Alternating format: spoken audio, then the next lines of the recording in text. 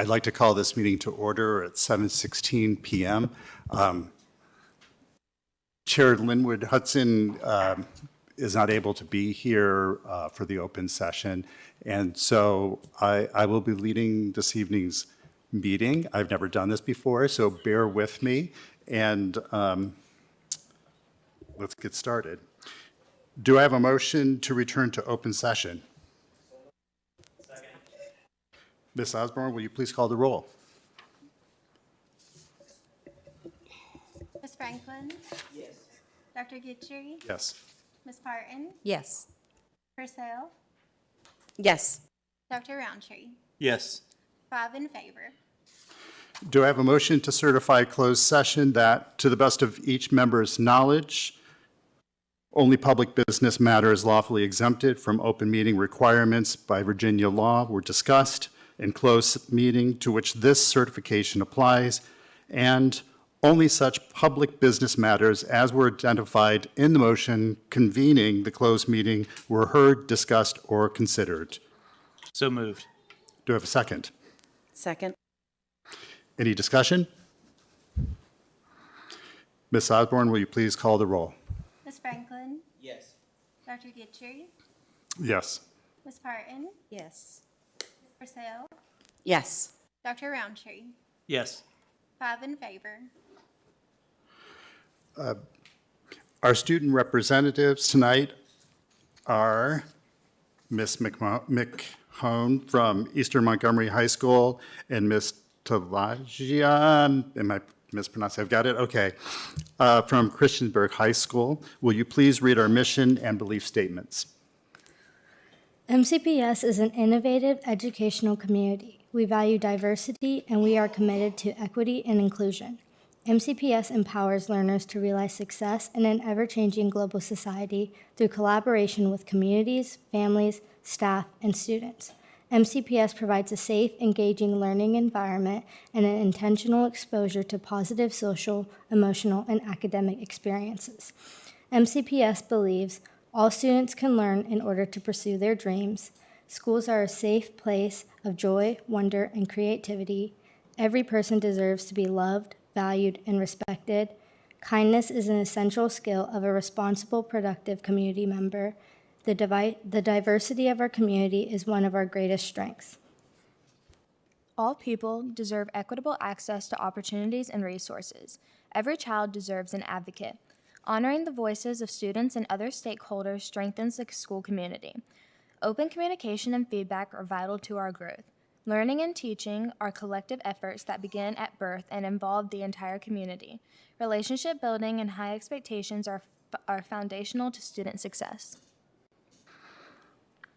Thank you. Our next item of business is the student representative reports. Do we have a report from Auburn High School?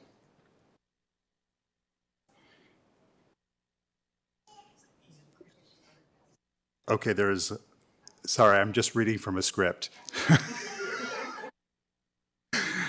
From Christiansburg? We do. Good evening. Since our last school board meeting update, CHS has had some exciting events take place and is looking forward to closing out the first semester in strong fashion. CHS has continued to recognize its Hero Award winners every Friday. Hero stands for students who are here every day, ready, and on time. CHS has partnered with local businesses such as Little Caesars, Sandro's, Pizza Inn, Red Robin's, and many more to give away free items to those students who are placing emphasis on being here every day.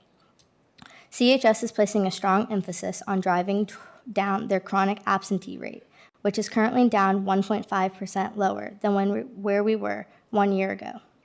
The average daily attendance rate has also increased from last year. At this point in time, CHS currently has had less incidents of ISS and OSS as compared to this time 1 year ago. On October 12th, CHS band received a superior rating at their competition. They had the third highest score out of 20 band competitors. Our Corps Cadets program had a great opportunity to experience the ropes course and climbing wall last week at the Virginia Military Institute. Our teachers and students participated in the second annual pumpkin decorating contest this past weekend.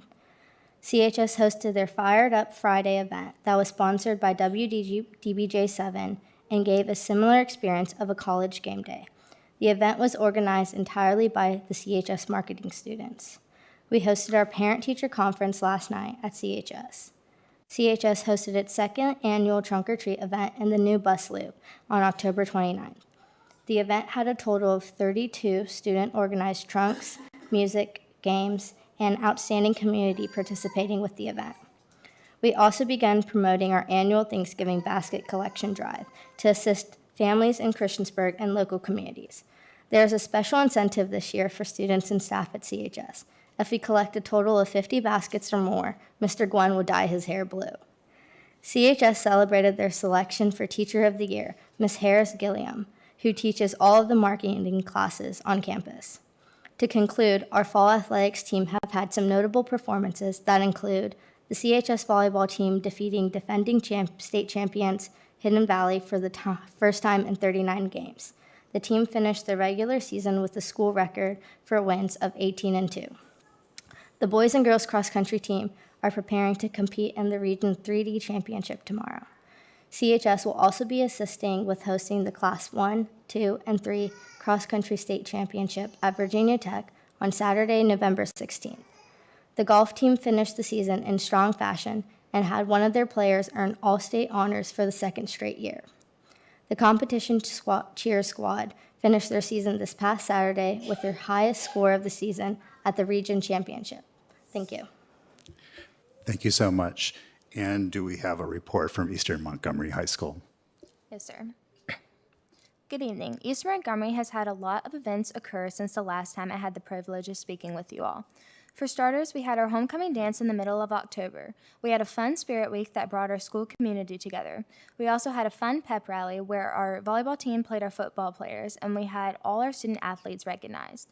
The theme of our dance was Glow Crazy, where everyone wore glow sticks and danced around to some fire music, if I say so myself.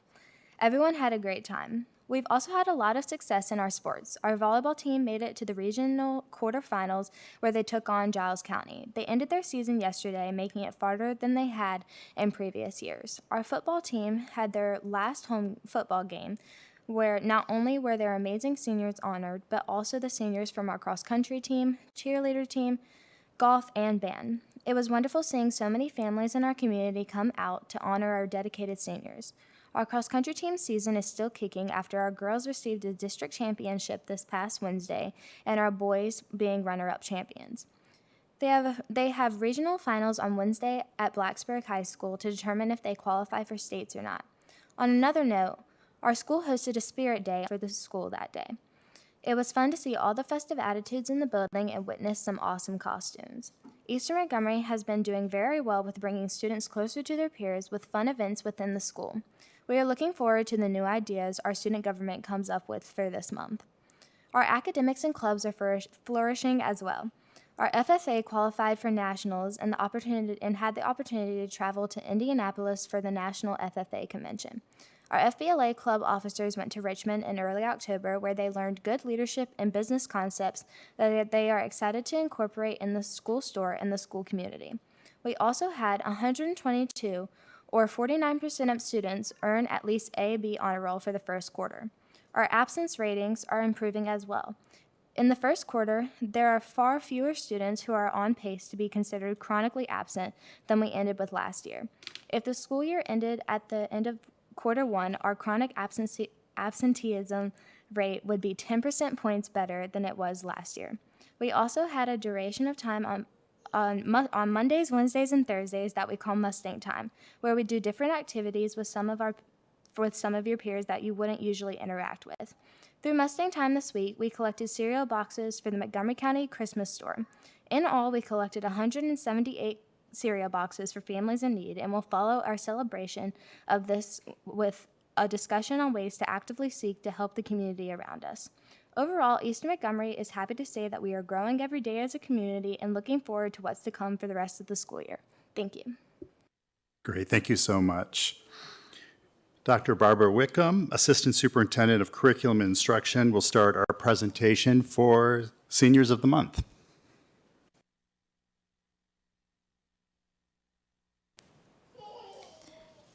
Good evening, school board members and Dr. Bragan. A very special highlight of our board meeting is the recognition of an outstanding senior from each of our 4 high schools. Photos and leadership profiles of these exceptional students will be displayed on the screen during this presentation and in the lobby of our central office. Our presentation format provides a snapshot of each senior along with a quote from the teacher or administrator who nominated them for this recognition. Each school administrator will come forward to present in the following order. David Hurd, principal of Auburn High School, who will be recognizing 2 students this evening. Maureen Powers, assistant principal at Blacksburg High School. Shane Gwynn, no blue hair tonight, Christiansburg High School. And Todd Lewis, principal of Eastmont High School. Mr. Hurd.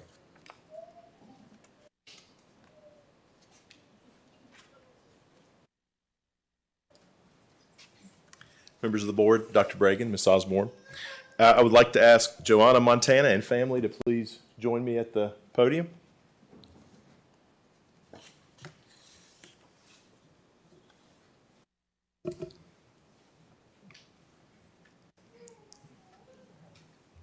The October Senior of the Month for Auburn High School is Joanna Montana. Joanna has made tremendous contributions to the AHS community during her time there. She's been an excellent student and has soaked up as much of the high school experience as possible. In addition to being a member of the Corps of Cadets, she has belonged to many clubs, multiple sports, and academic competitions. Joanna has been a student leader and has set an example for all students at Auburn to follow. Her enthusiasm for every task she takes on is infectious, and the quality of her work is high. Her impact on Auburn High School is felt by both staff and students alike. A staff member said about Joanna that she is the epitome of positive, energetic, contagious student leadership. As a core member of AHS Budding Mentor Program, she's driven the student leadership cohort to create a school climate of connectedness, care, and support. These leadership skills that Joanna has developed will serve her well in her next phase of life, active duty in the U.S. Marine Corps. She will ship to her basic training next month and will serve our country admirably in her future. After her time with the Marines, she plans to study law and business management and open her own law firm. Congratulations.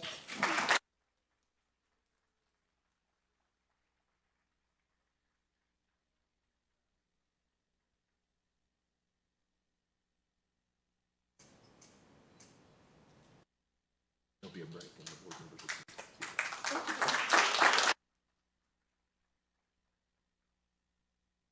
It's me again, and the calendar turns to November.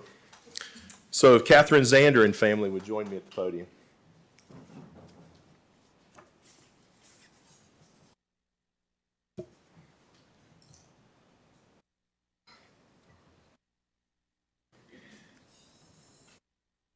The November Senior of the Month for Auburn High School is Catherine Zander.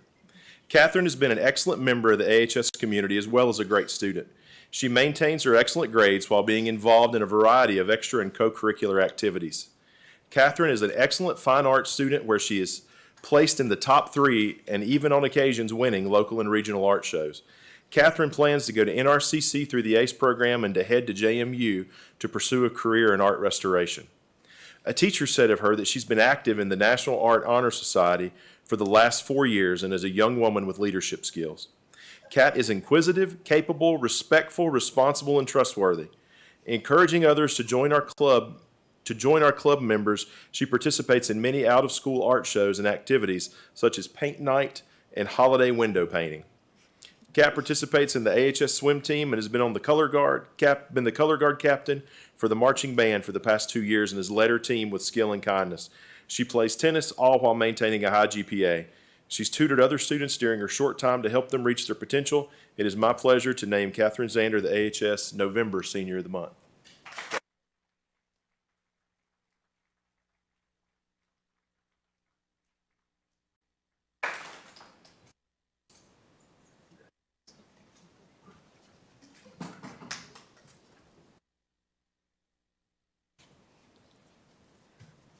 Good evening, Dr. Reagan, school board members, and student representatives.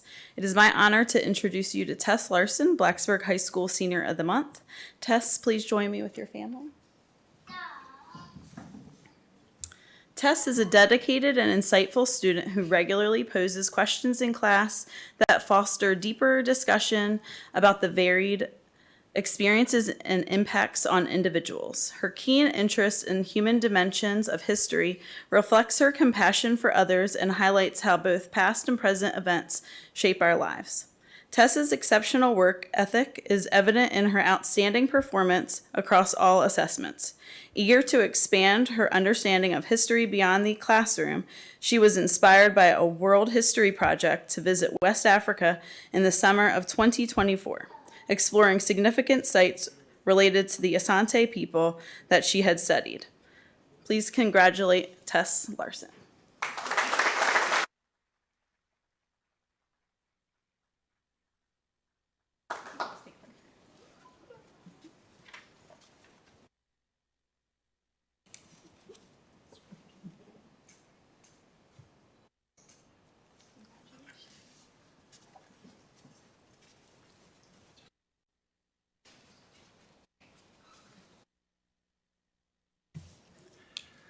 Good evening, members of the board, Dr. Bragan, and student representatives. Thank you for this opportunity to highlight one of our senior students this evening. It is my pleasure to introduce the November Senior of the Month for Christiansburg High School, Mr. DeAnthony Rodriguez. I would like to ask DeAnthony and his family to come forward at this time, please.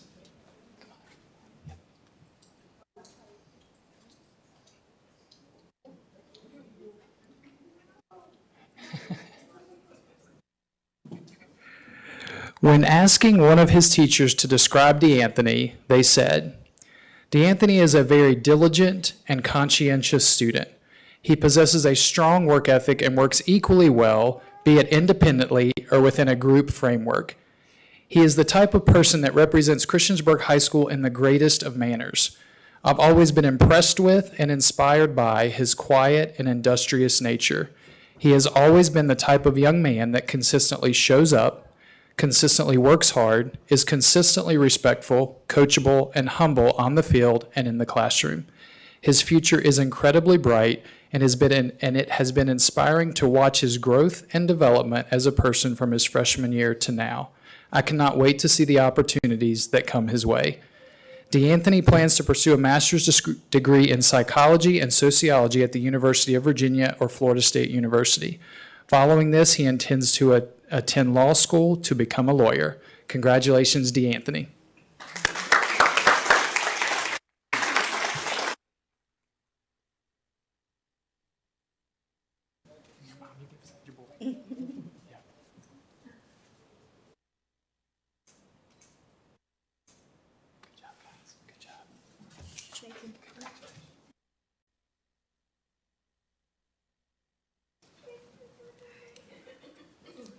Good evening, members of the school board and Dr. Bragan. It's an honor to be here this evening to recognize the November Senior of the Month for Eastern Montgomery High School, Elise Dunnington. Elise is here with her family, and I ask them to come forward at this time.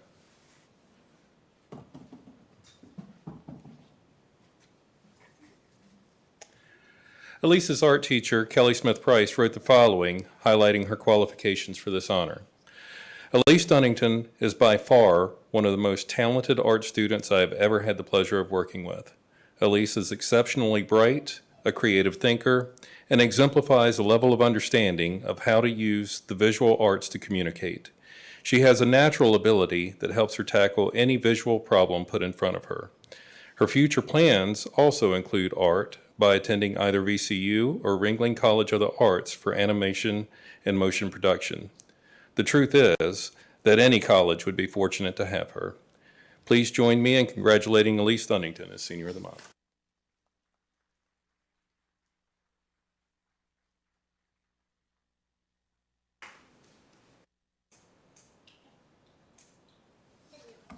Thank you.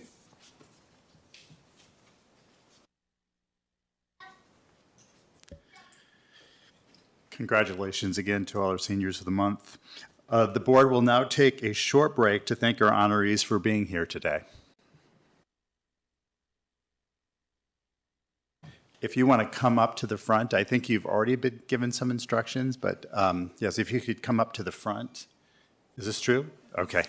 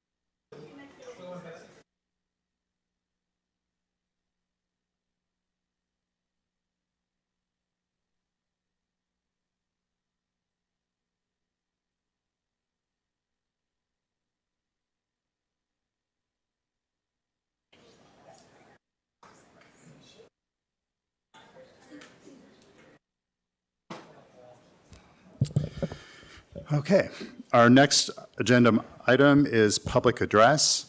We welcome the opportunity to hear from students, parents, employees, and community members about education matters in this community. As a reminder, the board sets aside 30 minutes to start our public address. We have the option to extend in 30-minute increments, which Ms. Osborne will remind us of.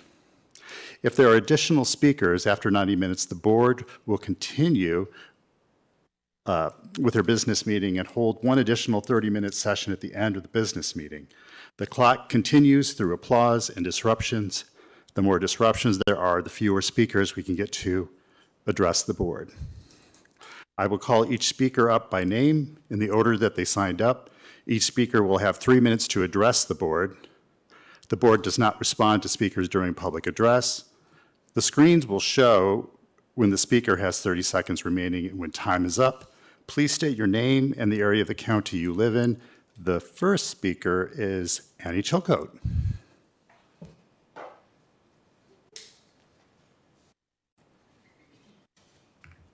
Hi, my name is Annie Chilcote. I live in Blacksburg. I am also the music teacher at Auburn Elementary School, and I am the lead teacher for the elementary music teachers. There are 11 of us in MCPS, and I'm here to speak on behalf of them. I'm here tonight to say thank you and to highlight, especially during budget season, an impactful way that funds are being used that you don't always hear about, that the public doesn't always hear about. We hear about the big things, the buildings, the people, the buses. I just wanted to say this publicly so that everybody who is involved in making budget decisions and those who are judging budget decisions can hear about a meaningful way funds are being used. Recently, Dr. Bragan sat down with the elementary music teachers and invited us to talk about the needs that we have for our classrooms. He kind of just asked us, what do you need to do your job? What do your students need, for music class? And we weren't forced to grovel or justify those purchases. It was just an open conversation, which we really appreciated having. Several of our teachers have the need to replace aging and broken equipment. For my school, we're still playing on instruments from Reiner and Bethel Elementary, which Auburn's turning 26. Also, many teachers also needed some more instruments to bolster their instrumentariums so that we have a class set. We have some elementary classes that have 25 students in them, so to make sure that kids aren't sharing all the time. And before anybody says, don't you get money every year? Without getting too much into it, our budgets were historically based on enrollment at our schools. So my school would get a larger budget than a small school like Bellevue, but a drum for a student in Reiner costs the same amount as a drum for a student in Blacksburg. We can't roll the money over year to year, so a lot of us for the past decade or so have been making decisions on the fly, and we are really good about sharing between us. So I say all that because Dr. Bragan said, make me a list of what you need, and we put together for each school a list of 3 priority needs. What was our top priority, bottom, middle. I didn't want to nag him about it, but so I didn't ask up on it, but about a month later, he reached out to me and was like, everything was ordered, which was quite a sizable investment. This is a huge investment in music education. I know that a lot of you share a love of the arts, especially our arts programs in Montgomery County. So this is a huge thank you to Dr. Bragan and to Angie Bland and her team for their work, and also to you guys because you pay the bills. I am very passionate about elementary music education, and what me and my colleagues do is so different and so unique, and we love what we do, and we're very appreciative of the investment. So I wanted to say thank you, and thank you for making an investment on our young musicians in Montgomery County. Thank you. Wonderful, thank you. And I believe that's the only individual we had signed up. And, okay. Next, we have our consent items. If no one wishes to move an item out of consent, we will consider these items approved. Anyone? Next, financial reports. Do I have a motion to approve the payment of bills as presented? Do I have a second? Second. Any discussion? Just from last time, the Dr. Bregan did get back to the board on the charge of $50,000 that was to Radford City Public Schools. And correct me if I misstate, but it was based on a grant that was a multi-party grant across different districts, and we were the lead of it, and therefore we were reimbursing Radford's portion of the grant through the grant that we received. That's absolutely correct. All right. Yep. And thank you for getting back to us on that. Great. Any other discussion? Ms. Osborne, will you please call the roll? Ms. Franklin. Yes. Dr. Gitry. Yes.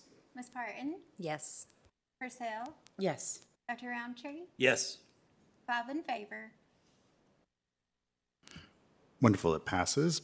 Next, we'll enter into our business meeting, starting with a report from the superintendent. Dr. Bregan? Thank you, Acting Chair Gitry. Today, schools were closed for Election Day. However, staff were actively engaged in learning and training, as today was one of our teacher workdays. As part of MCPS's ongoing commitment to provide our students with the most highly trained and effective staff, we remain dedicated to the maxim that those who dare to teach must never cease to learn. So I want to give credit to all those that organized our professional development today and participated and taught in those activities. Educating children is a hard job to do, and it requires us to always be on the top of our game. It requires the right materials, and it also requires the right training and a dedication to ongoing learning. So I credit all of our staff for their participation today and with all of our teacher workdays. Wanted to also report that we recently surveyed all of our elementary school parents about their interest in getting feedback on a possible dual language immersion program in MCPS that we spoke of. And so far, we've received over 600 responses, with over 80% of those responses supporting the idea or wanting to know more detailed information about the program. So that's a really good first step. At our December board meeting, we're going to have more information about the survey and about our proposed program. We have also completed our information gathering sessions for our 5 schools that we're looking at expanding our capital projects for. And we look to have that presentation to the school board again at that December board meeting for more discussion. And finally, today, as voters across our country make their voices heard, we are reminded of the enduring strength of our republic.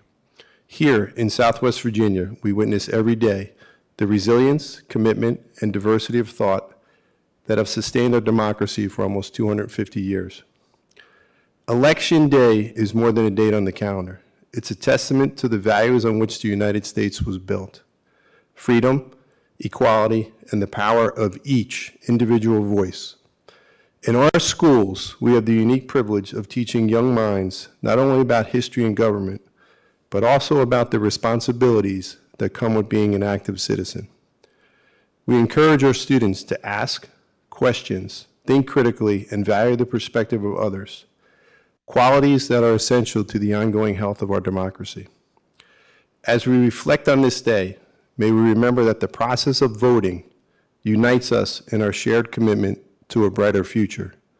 Let's continue to work together to foster the principles that hold our nation strong, ensuring that our students inherit a country where their voices will shape the path forward, regardless of tonight's outcome. Thank you. Well said. Thank you, Superintendent Bregan.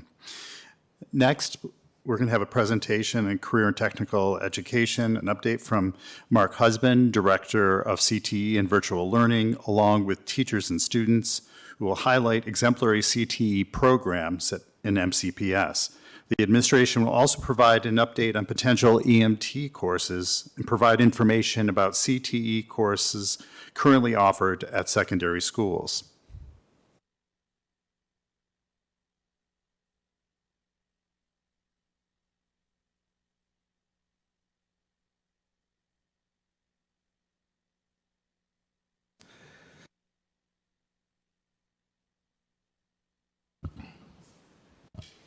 While they come up, a little bit of background about career and technical education within Montgomery County.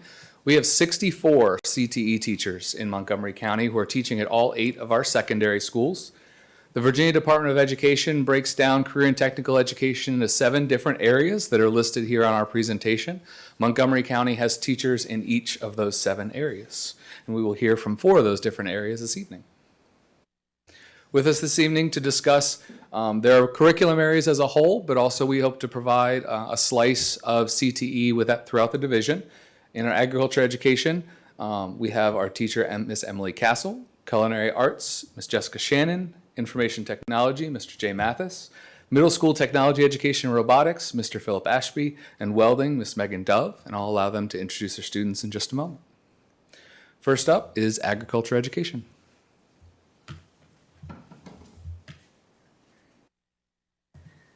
Hello, I'm Emily Castle, agriculture teacher at Eastern Montgomery High School, and we've had a full-time agriculture program there for 5 years. I've been the teacher for those 5 years, and just thought I'd explain some of the pictures I have for you, tell about our classes, and then I'll let my student speak. But the classes that are offered to students at Eastmont in agriculture include horticulture. There's some students working in our greenhouse that we have at school. Each of our middle and high schools in the county have a greenhouse. I'm pretty sure. I've not visited everyone. We have a floriculture class, which is more of the floral design, a small animal care, which is really popular. Students learn how to take care of their pets or pursue a career related to that. So there's a student with a bottle-fed kitten that we took care of for a couple of days. A veterinary science class at Eastmont, that's our course that we currently offer an industry certification in, so students can take an exam and get an industry certification for veterinary medical applications that they can put on their resume when they graduate high school. We have an equine production and management class, fisheries and wildlife, small engine repair, advanced small engine repair, and then through our FFA, we provide more opportunities. What I really enjoy about our FFA chapter is getting to offer the students chances outside of the school. So we go on field trips and do some career exploration. There's some photos up here of that.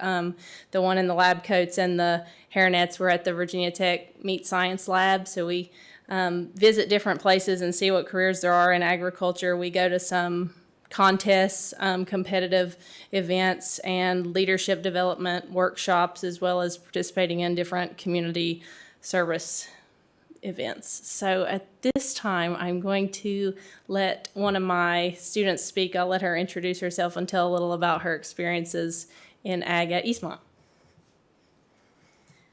Hello, thank you for having me. I'm Kenley Ryder, also the president of our chapter at Eastmont.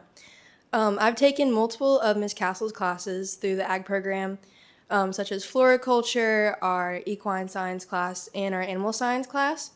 I would have to say that my favorite would have to be the equine science class. I'm very involved with horses and that kind of stuff, so I found it most interesting. We did a lot of hands-on stuff, as in the picture. We had a horse come to class. We got to ride them around through after-school programs, through FFA, which was a lot of fun.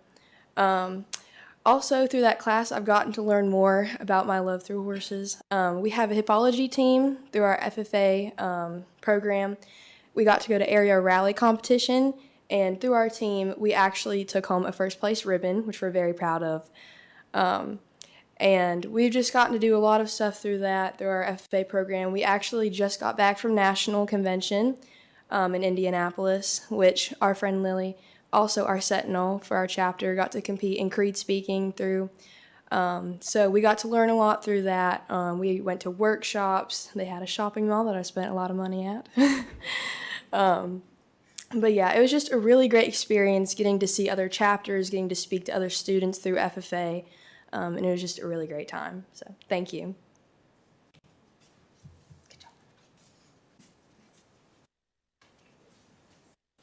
Thank you both. Next up from Christiansburg High School are culinary arts.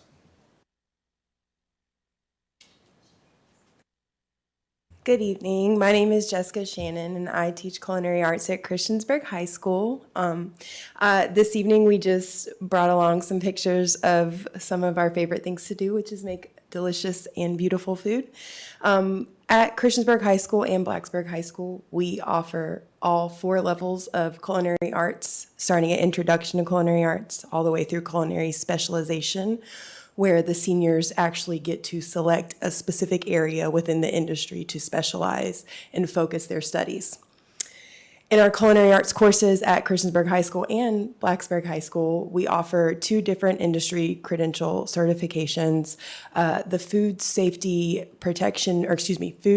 Certification Manager through ServSafe, as well as ServSafe Food Handler. So our students are earning real-world certifications that they can use immediately in their jobs. I also wanted to take a moment to highlight one of our top students at Christiansburg High School Culinary Arts. Some of the other students in action, but in the middle, you will see Ian Rourke, who is a senior at Christiansburg High School, and we have a little bit of his experience on the board, but I'll let him share some personal experience from the program. Thank y'all for having me today. I've been in culinary all 4 years of CHS, and for my specialization course, I'm in restaurant operations. Culinary has been one of the best classes I've ever taken, and we've gotten multiple opportunities to go places on field trips, such as Virginia Tech, where we toured all of their food service operations and all of their dining halls, and got to eat there and eat some very good food. We've also visited Red Rooster Coffee in Floyd, Virginia. We've got to see how they've brought in their coffee, all their different tasting methods, their roasting processes, and all that stuff for where they ship off all of their coffee and all that. And yeah, it's been pretty good. I kind of want to double dip for just a quick second, but Ian also participates in our high quality work-based learning program in Montgomery County, as he has worked at our local Panera Bread. So he is juggling full-time coursework as a high school student and part-time work. And through this unique course offered, he's actually earning a credit for that as well. So he was able to earn a credit last year for working at Panera and as well as this year. So just an added on top of that. And kind of full circle moment for me, he recently visited Friday my alumni, Johnson & Wales University, and has decided to attend there for culinary arts. So just an exciting time of year for those decisions. Thank you for having us.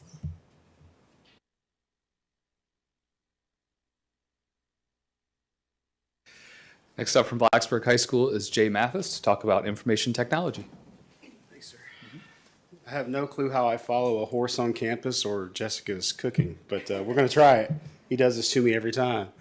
And good evening, Board. Dr. Bregan, it's good to be back with you. I'm Jay Mathis, Blacksburg High School, been there 6 years. We have an information technology pathway in Montgomery County that has absolutely grown leaps and bounds in the several years that it's been here now. I've got one of my students, Abby, I'll introduce you here shortly to talk more about what we do. But just kind of an overview, it's right now we focus on a cybersecurity pathway. We teach 3 levels of cybersecurity. Myself at Blacksburg, Slim McMinn at Christiansburg, and Margie Gilmer teaches a couple of levels of cyber out at Auburn. We bring in students from Eastern Montgomery on an asynchronous basis as they want to take the classes as well. So everybody gets to be included. But cybersecurity 1, operating systems and hardware. Cybersecurity 2 is network architecture. And cybersecurity 3 is we just learn to hack all day. So we do a pretty robust program that we're pretty proud of. We do offer dual enrollment with most of our classes. With New River Community College, our classes are unique in that our cybersecurity 1 class is one of the few classes in that catalog that's 4 credits. And the other 2 are 3. So there's a 10 credit earning opportunity there with that. I also teach myself a computer programming pathway in the county. It consists of 4 classes that maps to an associate's degree through New River. All those classes, of course, do enrolled for up to 12 college credits. So pretty successful there in our offerings and what we do. A lot of certification exams. We primarily focus on Microsoft certifications, test out certifications. We're hoping to add some Python and Java here in the next couple of years as my programming students come through. But so far this year, between myself, Slyn, and Margie, we've awarded over 200 and some odd Microsoft certs with all of our students. Most of our students can earn up to 5 Microsoft certifications per semester. All those are worth additional college credit. Last year, we ended up, I think our count ended up being something like 530 certifications between the 4 high schools. So we're on path to eclipse that this year with as many students as we have. We have about 150 students a semester from the schools come through and take our classes. So most of our students do go on to attend 2- and 4-year colleges in the information technology field, cybersecurity field. It's more of a degree-heavy type of employment opportunity. So there is some requirement to get some secondary education there in either the associate's degree or the bachelor's degree and beyond. But again, it's just a good program. Blacksburg High School, again, I like to brag on my kids. We are the reigning state champions for cybersecurity. We're going to defend that title this year, or they'll walk home. No, I'm kidding. Abby knows I'm kidding for the most part. But Abby will be there helping us do that for sure. But we're just really proud of it. But I want to introduce you to Abigail Schnitzer real quick. She's a senior that's been with me most of her high school career. Lord help me, you try to get rid of her for a semester and she finds something to take to be in my classroom. But I want to let her share for a few minutes about her experiences. Abby is one of the reasons, or one of the kind of tests of why we have a program like this. 20 some odd certifications. I don't even know how many 20 college credits, 16 certifications. She was our first student in Montgomery County to get Microsoft Excel expert certified, Word certified expert. Consistent highest score. She's just been a rock star. So I wanted to bring her along with me tonight, let her talk to you for a few minutes about her experiences with the program. This is Abigail. Good evening. Thank you for having me. I've had the pleasure of going to Blacksburg High School and participating in all of Mathis's classes. I've gone through all of his cybersecurity classes. I've done 3 out of the 4 of his programming, and I am loved every single one, but my favorite has got to be the cybersecurity 3 because we do get to hack half the time, and it's really amazing because the things I learned in this class I know I'm going to get to use in the real world, and as I go to college I know I'm going to be well prepared because of the way that it's taught and the things that are offered.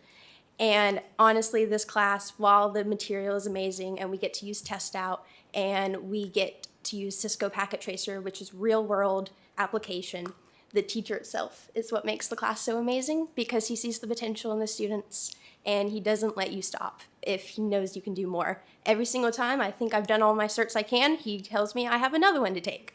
So he has constantly pushed me to be the best student I can be. So the reason that these are so successful is because of him. So yeah. I'm not paying you for that. Oh. Thank you, board. Appreciate your time. Thank you all. Our last high school instructor is Ms. Megan Dove to speak about welding from Auburn High School. I'm Megan Dove. I teach welding at Auburn High School. We have 3 classes at Auburn and at Christiansburg and Blacksburg. We teach welding 1, 2, and 3. All 3 of those classes are also offered as dual enrollment with NRCC. All of the instructors have a close relationship with NRCC and participate on the advisory board for welding over there as well. We actually have had such a successful program in the county since we've added the Blacksburg and Auburn program that this is the first year that NRCC is actually maxed out in welding and has a waiting list. So at CHS, we have Chase Lowe as an instructor, and at Blacksburg, we have Maggie Ferguson. So these classes teaches the students skills in all sorts of different processes for welding. So the overview is welding 1, and then they extend those skills in stick welding and welding 2, and they focus on MIG welding and welding 3. We also last year purchased 3 CNC plasma cutters with a state grant, so all 3 schools can gain that skill because CNC is very highly desirable in the workforce and it can greatly increase your starting pay if students have the CNC skill. They can earn up to, it says 10, but it's actually 11 credits. Welding 2 and 3 are both 4-credit courses, and the Welding 1 is a 3-credit, so our students can leave with 11 credits. The student I brought with me, Graham Alley, he's going to leave with 11 credits. So last year with that grant, we also got CWI training for all of the instructors. I actually completed that last spring. So I can now do qualifications with my students so that they can enter the workforce with welding qualifications. Chase Lowe also has that. Maggie is a new instructor, so she's going to have to work on that as she gets the time under her belt because there are time restrictions there. I'm going to let Graham Alley talk to you about his experience. I've did welding 1 my sophomore year, welding 2 my junior year, and I'll be in welding 3 spring semester of this year. And I've just enjoyed being in all the classes and learning how to weld because it gets you real life experience that you're going to need one day. And I just appreciate that we have that program here. Thank you.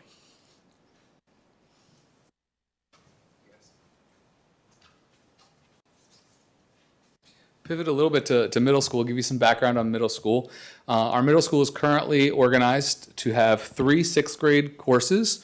Those are divided up into Digital Technology Foundations course, a Career Investigations course. Those are both semester-long courses. And then students go through a process where they can choose from a variety of exploratory courses. Some of those are CTE courses, others are fine arts or other options depending on the school. 7th and 8th grade is really where students get to experience a variety of different courses, and this is really the beginning of their career investigation mindset, so that hopefully they've kind of dipped their toe into a number of different subject areas in middle school so that when they get to high school, they can jump right into some of those CTE pathways, and they're not waiting until their junior or senior year where they might not have enough time in their schedule to really get as many credits as they would hope for. So to tell us a little bit more about a specific area is Mr. Philip Ashby, who's going to talk a little bit about technology education and robotics at the middle school, Auburn Middle School.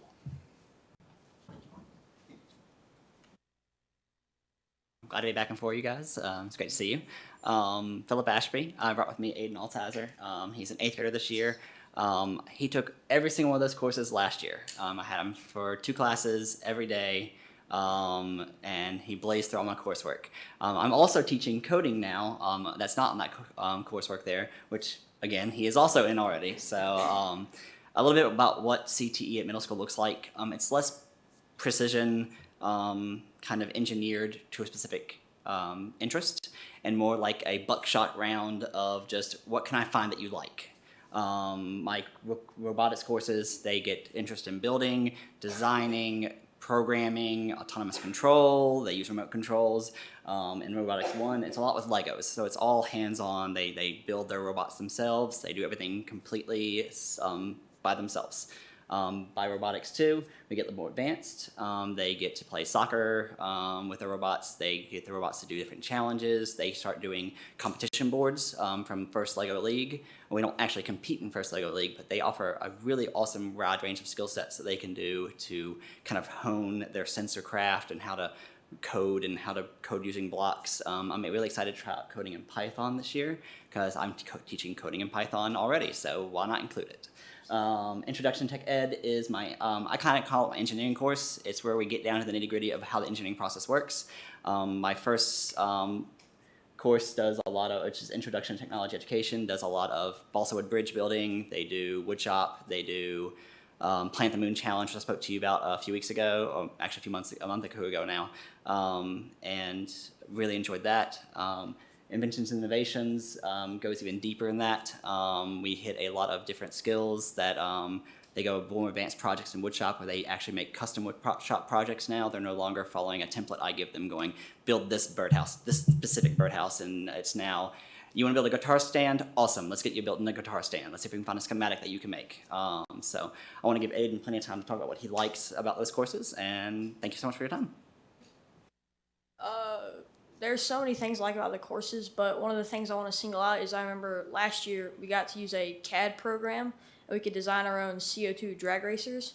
And so we spent like a couple weeks racing each other online trying to see who could beat Ashby because he had like a 3 second and we were all trying to beat him.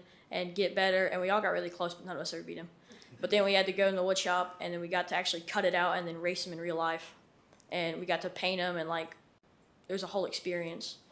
And then there was a couple other times where we would spend weeks building up to something, and then we'd have a group project where we had to learn and work with people like you would have to do in real life experiences.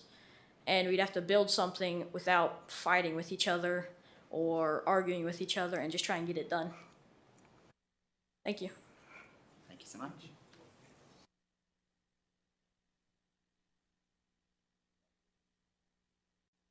I want to thank each of our teachers and students for joining us here this evening.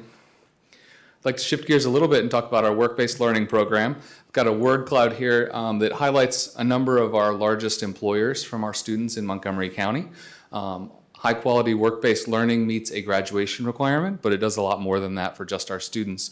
You can see that a lot of these employers align very closely with the curriculum areas that students focus in on, whether it be English Meadows in our nurse aid program, or Hello Bagel and Cabo Fish Taco in our culinary arts program, and I could go on. So it's a great supplement to what the students are learning, but they're also learning a lot of skills that are more difficult to teach in school when we have a structured setting. I'm sure everybody can remember their first job and what it was like to show up for the very first time and be expected to act like an employee and like an adult. So it's a great program for all of our students. We routinely have between 400 and 450 students across Montgomery County Public Schools who are participating in our work-based learning program. We have a work-based learning coordinator at each of our 4 high schools. Ms. Shannon and Ms. Castle are 2 of our work-based learning program coordinators, so we thank them for all of their work. There is a lot of paperwork and a lot of legwork to make sure that students are placed and they get their evaluations. And then they also act as a liaison with a lot of these employers to help students to learn those workplace readiness skills that oftentimes are essential for students to be successful in the workplace after graduation. I also want to direct any parents or anybody watching the video that while this is a little slice of career and technical education, our program of studies are the most comprehensive documents that we have that outline all of our courses, whether it be career and technical education or any other areas, fine arts, core academics, etc. Lots of forms, lots of information, and those are linked there, which is now on board docs if anybody would like to follow along to those. Those are very important documents in MCPS. And we are getting into scheduling season. Gets here sooner every year, but those will be updated and ready to roll out for scheduling for 25-26 soon. The board had requested information about emergency technician, a program that we've heard from not just Montgomery County, but really all over Southwest Virginia and across Virginia as a whole is more difficult to find employees for. So we have completed a survey at this time of 7th through 11th graders, and I've provided the percentages there for students who say that they were interested in taking the course. We did ask the question of, would you still be interested if there were travel? Many of our CTE programs do require travel, whether it be automotive technology that's housed at Christiansburg or precision machining. So certainly it would be possible that EMT would be another course. We wanted to get that data for the board to consider. 15%, if we look at it on a per year basis, about 750 to 775 students per graduating class. 15% would probably be more than we could accommodate in a year. So we would probably be looking at a waiting list there. So certainly student demand. Based on this survey, we are asking 7th and 8th graders to predict 3 and 4 years into the future. But with the best data that we do have, it does seem that there's student demand and student interest in this type of a course. There are a few challenges that I think the board should be aware of before we really dive too far deep. EMT, Emergency Medical Technician, is regulated by 3 different state agencies, which always makes things just a little bit trickier. In this case, the Virginia Department of Education, and then also the Health Professions governs the actual licensure of EMTs, as well as a 3rd division that actually is the area that oversees emergency medical technicians for their accreditation. Students must be 16 years old before beginning the course. So it's a 4-credit course, which would require some creative scheduling. Not all of our students are 16, when they are even for 2nd semester of their sophomore year. So there are some tricks that we could work with principals on, but it would be very limited to any student that younger than a junior. And so 4 credits within the junior and senior year does require very intentional scheduling on the part of guidance counselors and students and families. Instructors are difficult to hire. I think that one's probably not a shock, but we have lots of positions where instructors are difficult to hire, and certainly that is something that we could go after. A local school division has given me one idea that they've actually contracted with a local hospital, and the employee remains an employee of the local hospital and teaches the class. So that's something we could look into as well. Another area, so within a class, we would be limited to 20 to 1 in just a normal class. That's a frequent ratio for career and technical education students for safety. EMT classes have a special restriction that is 6 to 1 student to teacher ratio when they're teaching skills. That's the lowest ratio that I've ever heard in terms of Virginia Department of Education or any course that's offered in public ed. Our CNA students is 10 to 1, and that's the closest thing that I've heard. So it would include a lot of volunteers coming in from the outside to help teach those skills on those dedicated skills days, which could look like every Friday for a period of time. I didn't have a specific number, depends on how long the classes are and how we schedule that, but it would also require additional work beyond just 1 instructor to 20 students. I did estimate costs for year 1 at $155,000. Roughly, that breaks down to $100,000 for an instructor based on the other local school division and their contract, $50,000 for Upstart for equipment, and $5,000 in the first year for student certifications. We would also need to identify an appropriate location. There's not a lot of free space in our high schools at the moment. Generally, we need a mock ambulance. So we would need a classroom large enough for 20 plus students and large enough to also have a mock ambulance in the classroom as well, or access to the outside that students could get to easily. And then another little quirk that is not common in MCPS is that students would be required to pass a drug screen at the beginning of that course.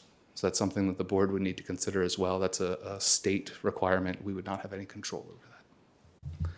So provide that information for you all to possibly discuss and think about. And if you have any additional questions, I'm sure Dr. Bragan can send those to me.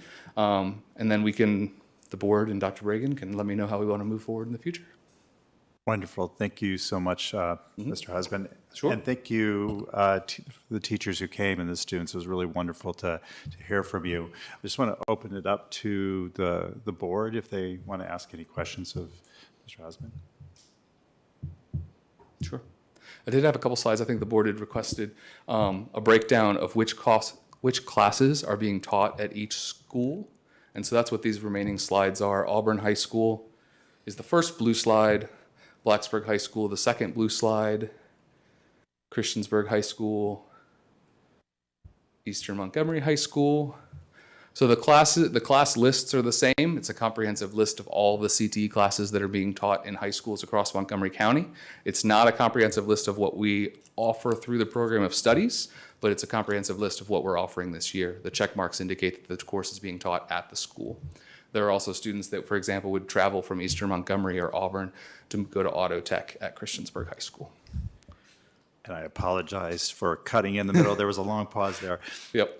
And then also middle school courses are much more uniform across the board. Many of these pathways at middle school are roughly 6 years old now, so they haven't had the time to kind of diverge as some things do. And I will point out there that the robotics exploratory at Auburn Middle and Shawsville Middle Schools, Make It Your Business, those aren't being taught this year. Oftentimes just because of the smaller student population, there's oftentimes a rotation. It might be taught every other year. Okay, now questions. So I don't have any questions, but I just want to say, Mr. Husband, thank you for all this information and all the hard work you've done for CTE. I am loving how our CTE program is growing. The options are phenomenal. I remember vaguely a couple years ago, my daughter was having trouble deciding which ones she wanted to do, and I think you could pick your top three. At that point, we had so many, but we've grown so much since then, and it's just amazing to hear from the teachers and the students of how this is affecting their life and what they're getting out of it. It makes my heart happy to see what we're doing for our students and what they can take into their post-graduation, whether it be college with all of those huge college credits that they can get. That is very, very amazing. When you start college, believe me, my daughter's told me, the more credits you can have, the better. So then if you go into your field, the amazing with the certifications, and just you have such a jump start on your future with these CTE programs. And I've enjoyed hearing from the students. That's been my favorite part. So thank you guys for coming. I know it's not fun to come out on a school night, especially when you didn't go to school. But we always appreciate hearing from you guys, because your guys' voices are truly what matters to us.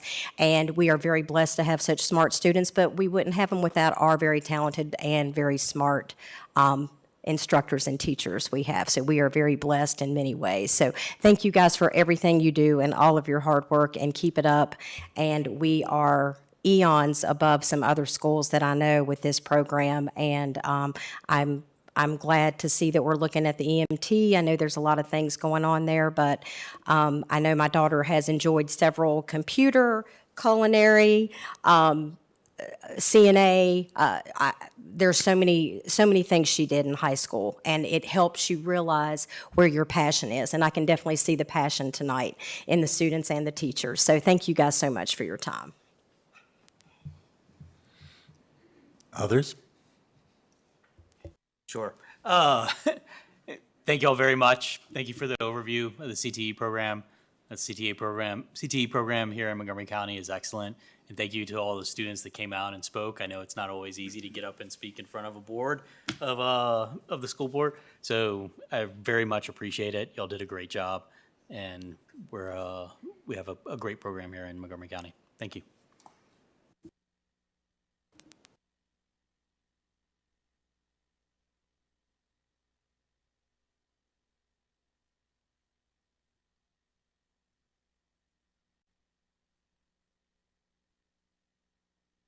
Mr. Husband, I do have a couple of questions for you about the EMT program. Have you had any preliminary discussions with the local volunteer services to kind of see where they are with how they instruct their volunteers, or would they be able to provide volunteers so that you have that 6-to-1 ratio on those skills days and those kinds of things, or is that I've had some further down? preliminary conversations. We haven't gotten into nearly the depth of even assessing whether or not they could carve out that time. But everyone is eager to help. I'm confident that maybe we could, what the other school divisions have done is actually within their schedule for their EMTs. Like I say, every Friday, they just build it into their schedule. So I do think that there is a blueprint for how to do that, but we have not gotten into that level of detail. I didn't want to get out ahead of the board. Absolutely. Kind of building off of that, it was a few years ago that I was at and I've mentioned this before, at a Board of Supervisors meeting where they had a presentation because they had their emergency services evaluated, and the recommendation of that audit was, please start emergency service training programs in your high schools. So in addition to emergency medical, there would also be a fire component. Is that anything that y'all have been looking into? I can certainly look into it. I'm not aware of anyone in Western Virginia that has curriculum for credit on training to be a fire person, but I can certainly look into it and get more information back for you. Great. And just out of my own curiosity, is there demand for other CTE classes that comes from students that maybe we haven't been able to offer yet because we don't know about it? Size, cost, availability of instructors, just kind of that those dream lists that the Sure, kids have? it's frequently walking a tightrope in terms of that. I do hear every once in a while EMT is one that I have heard. Criminal justice is another one I've heard. I don't have any hard data on those as to which ones would be more popular or less popular. All these programs, we're talking about 64 teachers, about 2/3 of which are at the high school level, are kind of constantly in flux and evolving. So one example of that would be that our CNA program was really flourishing pre-pandemic, and then it's been really hard to recruit teachers, but also student demand for hands-on nursing care has really been very different post-pandemic, and you can certainly understand why parents and students may feel that way. So really that's kind of where Pharm Tech, our pharmacy technician program, has kind of popped in and taken up some of that demand as another pathway into the health and medical science field. So I feel like when I go back to the 7 areas, MCPS, especially for a school division our size, really does a great job of covering a wide variety of areas, especially at the middle school level. I think we offer all but one class that VDOE sponsors at the middle school level. So it is a balance of what industry needs, what students want, and then also what we have a template for and curriculum for from the Virginia Department of Education. But ever since we've implemented the IT and expanded welding, those were really the 2 biggest ones that I heard in my first few years in Montgomery County. I haven't heard a whole lot other than, like I say, EMT and a little bit criminal justice, but I don't have any specific data on that. Thank you so much. Sure. Is it on or is that off? It's on. Okay.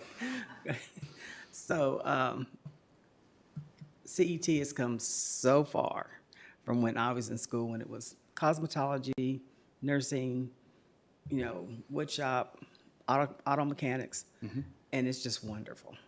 And the confidence that you students bring to it is really, really wonderful also, because it gets you prepared for what life is going to be when you hit the real world, and how you carry Montgomery County schools with that. So I want to thank you again for expanding our program so that it is nothing like. I think we should have downtown Christiansburg have a CET day so that all of our programs folks can come and listen to and see what our students are doing and how they're broadening their opportunities in life. So thank you all. Thank you. Any other comments or questions? Thank you. So I do have one question. So somebody looking at the grid, which I did see earlier, of the different offerings, could look at them and say, well, look at Blacksburg High School and Christiansburg. They have so many more opportunities. What about our other high schools? So someone could look at those and think that maybe there are other high schools, for instance, Auburn, aren't as well resourced, and that's the reason why there aren't as many offerings. So someone, do you want to maybe speak to that issue of why some of our high schools have more offerings than others? And if you're a student at Auburn and you're interested in one of these areas, do you have access to these courses? Yeah, I definitely don't think it has anything to do with lack of resources. I think that actually primarily it's the difference that we see on these slides is almost wholly made up of just a difference in population size. It's important that we remember that Blacksburg is 5 times larger than Eastern Montgomery High School and 4 times larger than Auburn High School. So really there are only so many slots in student schedules to fill up. And the Auburn High School specifically, I have that one up here, that we have 2 full-time ag teachers and a full-time pharmacy tech and health and medical science, and then a full-time technology teacher who teaches, I think 6 different classes every single year, is really as comprehensive of a CTE program for any 1 or 2A school of that size that I've seen anywhere in the state. MCPS is a little bit different, that we don't have a common building for career and technical education. We're really just about the only one in the Roanoke and New River Valley area that doesn't have a dedicated center. There are pluses and minuses to that. Having comprehensive high schools means that students can take English and then go to CTE and then go back to their math class and never have to get on a bus and travel. And they can have the ability to take Welding 3 at Auburn without ever leaving their campus, or Cybersecurity 3 at Blacksburg or Christiansburg. So that's The alternative there is that we're not busing students, which does take time out of the day.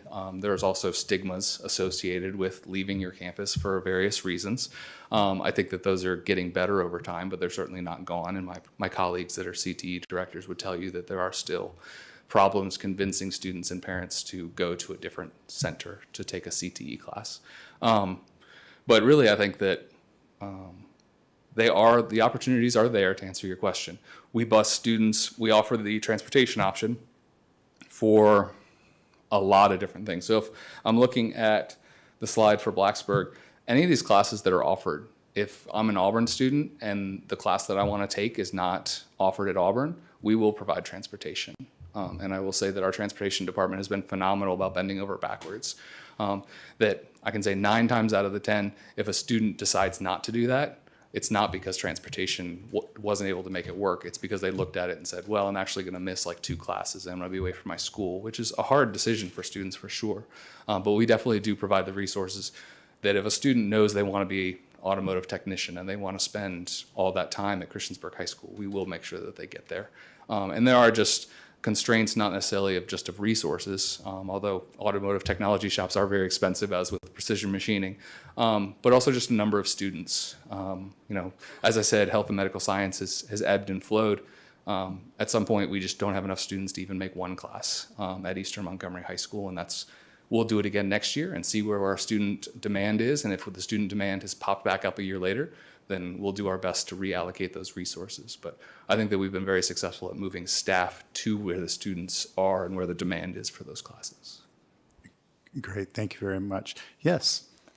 I would just like to contest on the transportation matter. I actually travel to Christiansburg every single day to take a choir class because our program got cut, not due to funding or anything, just due to population and lack of interest. And that's something that you have to take account. We were 3-time state champions in soccer. I'm part of a 2-time team, and the program was demolished after all of our seniors left. So I do think that the transportation is extremely well, and you all, I know choir is not part of CTE, but my bus is filled with people who take welding and auto stuff at Christiansburg. So I just want to give credit to you and say that you do a very good job with figuring out transportation, especially with all the rebuilding and everything at Christiansburg. So. Thank you, I appreciate it. I'll make sure to pass that along to Eddie Walters as well. Great, wonderful. Just 2 other quick things. One, just to pick up on a comment that Mrs. Purcell made. One of the reasons for asking for the survey was to see if there was interest or for other offerings, because we know we've heard from community members that they would like to see it expanded if possible. So it would be wonderful to know if there are other opportunities. But just to return to the EMT, so you presented some challenges. They didn't seem insurmountable. How many divisions in our area or in this side of the Commonwealth have EMT programs, and do they tend to be successful? They are, so the ones that are our size are larger. The Roanoke counties and the Roanoke cities do, and they have been successful in that they've been able to stand up a program. This is relatively new for just about every program because, throughout our area of Virginia, we all hit this kind of age cliff of the volunteers became harder to find kind of at the same time. So other school divisions have set up these programs.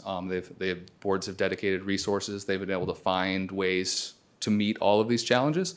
I would say that if I were to put our pharmacy tech program up against this, the pharmacy tech was more challenging than EMT, and we were able to do that, and we implemented that in fall of 2020. So it is doable. I don't think that the board should look at it and say it's not doable, so we're not going to do it. It's just a matter of making sure that we have the correct resources and the right timeline, especially when we look at identification of a program. It may be, when I was writing this, thinking that the timeline may work better if Christiansburg High School is done or closer to done. Like there may be some more square footage to make that work. There might be a more natural place to put it. But we're certainly happy to run down any possibilities that we can.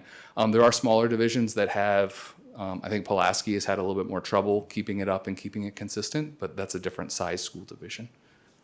Okay, wonderful. I know that I'm only in an acting position at the moment, but Superintendent Bregan, do you need direction from the board on whether to put together a proposal? I don't think so. We're looking at the options and what we can come up with, and if we have the interest, and we're going to put in the budget, and we can move forward with it. Okay, great. Anything else? I have one more thing to add. Yes, go ahead.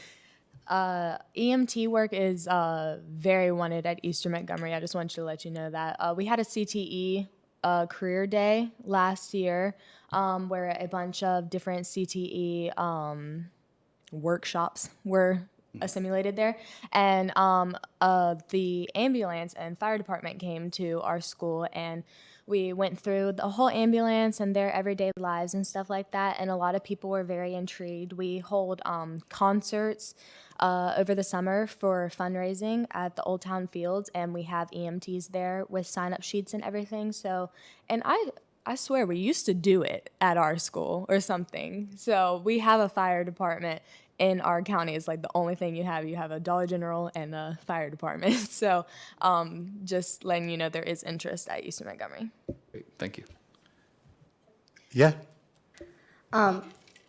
There's also interest at Christiansburg. Being a part of HOSA Club, they normally have a day where they have the EMT people come on over with their ambulance, and they normally take us through what their day looks like. They have us do these practice drills with picking up someone that's in a little stretcher and pretending like they're bleeding, and it's a lot of fun. And I know that a lot of HOSA kids, but also kids who aren't in HOSA, are wanting to definitely do it. So I do think that if you guys were to bring it to Montgomery County, there would be a high demand of kids who are wanting to participate in it. Great, thank you. Great, thank you so much for that feedback. If there's nothing else, thank you so much, Mr. Husband, for that presentation. Again, thank you to the teachers and students who came out. And I will try not to interrupt any other presentations. I've opened up slides, and I'm going to look at them now. Appreciate your time. Thank you all.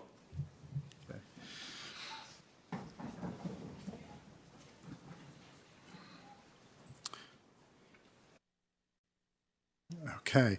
The school board will take action on a proposed change to policy 5-75 that would allow exiting employees who are members of the sick leave bank to donate up to 5 unused sick leave days to the bank.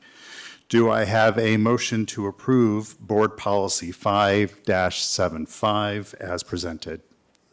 Second. Thank you. Any discussion?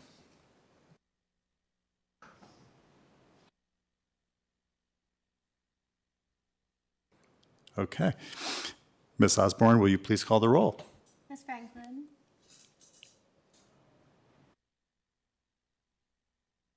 Okay. If you want to turn on your mic, Ms. Franklin. Thank you. So I can't pull up the right one. So when it's where it shows this being revised, well, it's not on this copy. Because we passed this, we approved this at one point during the year, and it looks like that date is crossed out. Is it not being revised then? And that wouldn't be correct for our records. I can't find it. It's on the first page. The first page, I know, but anyway. There you go. Yeah. It's not in red for some reason, but. Right. So I don't know why it doesn't show it being approved on that day, and that this would be a revision to that. Would you help to clarify for us? Thank you so much. So the last revise was crossed out because if we revise it now, we'll change the date to reflect the updated revision. I'm sorry. Would you say that again? Sure. So that last revise, which was crossed out, because you're correct, we did last revise this policy in July. So if a revision is approved tonight, we would update that date to reflect tonight's revision. Okay. So we didn't put the date in, but that would obviously be added once this policy is approved, if it is approved. So usually when, and you may be saying what I'm going to ask, when policies are revised, there's a date for each time it's done. So it would be, Ms. Franklin, I think that'll be listed on the bottom. On the very bottom is a list of all the revised dates. And the last one on there says July 24th, July 2024. And so I think what Dr. Widener is saying is they didn't want to put that, that's the last date it was revised, which will be hopefully today, if you all approve it, the one that's crossed out on top. right. But what I'm saying is typically when we have policies or things that are revised, every year is shown when it was last revised. So Yes. am I missing something? If you scroll to the very bottom of the policy, and I know it's a lengthy policy, but at the end, it has all the dates of revision. I was looking at the wrong policy. I was looking at the wellness policy. Sorry. Okay, I'm good. So yes. Thank you. Ms. Osborne? Yes. Yes. Ms. Purcell? Yes. Dr. Roundtree? Yes. 5 in favor. Thank you. A revised copy of the wellness policy is presented for consideration before the board. Do I have a motion to approve policy 7-55 as presented? So moved. Do I have a second? Second? Any discussion?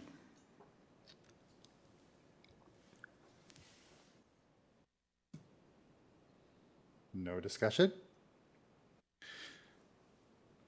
Ms. Stop begging. What's that? I said, stop begging us to talk. Ms. Osborne, will you please call the roll? Ms. Franklin? Yes. Dr. Gitry? Yes. Ms. Parton? Yes. Ms. Purcell? Yes. Dr. Roundtree? Yes. 5 in favor. Passes. An updated administrative organization chart is presented for review and approval by the board. Do I have a motion to approve the revised organization chart as presented?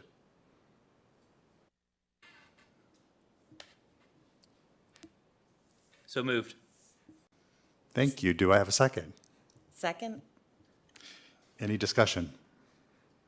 Yeah, so there's two org charts here. Is the first one is the original and the second one is the proposed update, is that correct? Correct. The one with the yellow highlights for Director of Grants, Innovation, and Partnerships with Higher Ed in yellow, and the other yellow is the School Division Compliance Officer.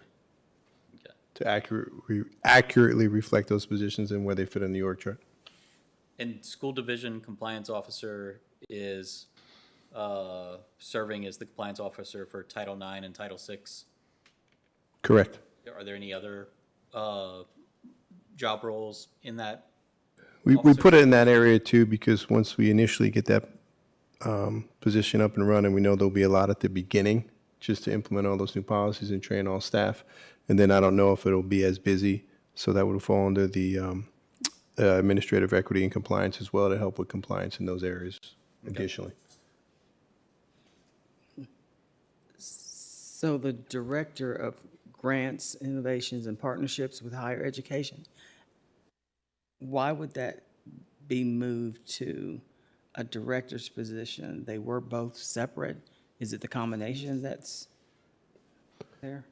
We talked about that a few meetings ago. That was to make that a different level position. Before it was a supervisor of grants position, and now we have this position to be more expansive, to directly work with Virginia Tech and Radford University in our partnerships. So we made it that director level position. Thank you. You're welcome. So not to quibble with the semantics of that particular title, the Director of Grants, Innovation, Partnerships with Higher Education, would it potentially make sense to just call that position Director of Grants, Innovation, and Partnerships, as it is new and may evolve in other ways to not be limited to higher education? It's not a bad idea. I'm not opposed to that. Makes it a little less lengthy unless business cards have already been ordered. I don't know. Well, it gives it a wider scope too of opportunity. You know, that's not how we defined it as such right now, but that does make sense. Do other board members want to weigh in on that or comment? Or any?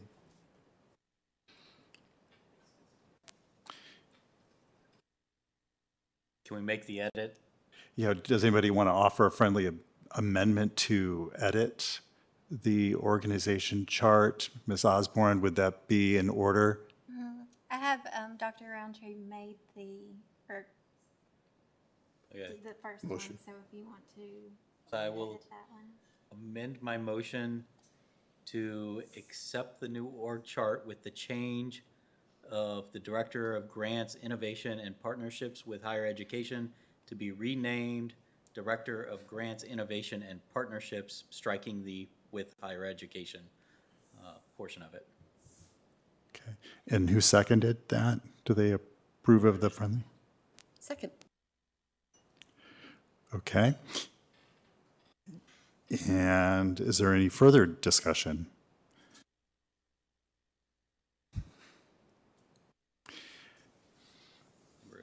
Ms. Osborne, would you please call the roll? Okay. Ms. Franklin? Yes. Dr. Gitchery? Yes. Ms. Parton? Yes. Ms. Purcell? Yes. Dr. Roundtree? Yes. 5 in favor. Excellent. Dr. Matthew Dunleavy, forgive me if I've mispronounced your name, Director of Grants, Innovation, and Partnerships, will share a presentation on the School Emergency Response to Violence Program, Project SERVE. Thank you. Yes, sir. Thank you. School board members, Acting Chair Gitchery, Dr. Bregan, Ms. Osborne, Ms. Talaja, Ms. McCone. My name is Matt Dunleavy. I am the new Director of Grants, Innovation, and Partnerships, freshly minted. Ms. Purcell, no business cards have been ordered yet, so crisis averted. But thank you for your time tonight. I will be presenting on Project SERVE. SERVE is an acronym for School Emergency Response to Violence Program. I'm going to start with background, and the background is obviously a tragedy, almost a year to the date. On Tuesday, November 7th, 2023, MCPS suffered the tragic loss of 2 Blacksburg High School students, and Project SERVE was in direct response to that. In an effort to prevent similar tragedies in the future and better prepare our children to form safe, healthy partner relationships, as adults, the U.S. Department of Education provided MCPS funding for Project SERVE.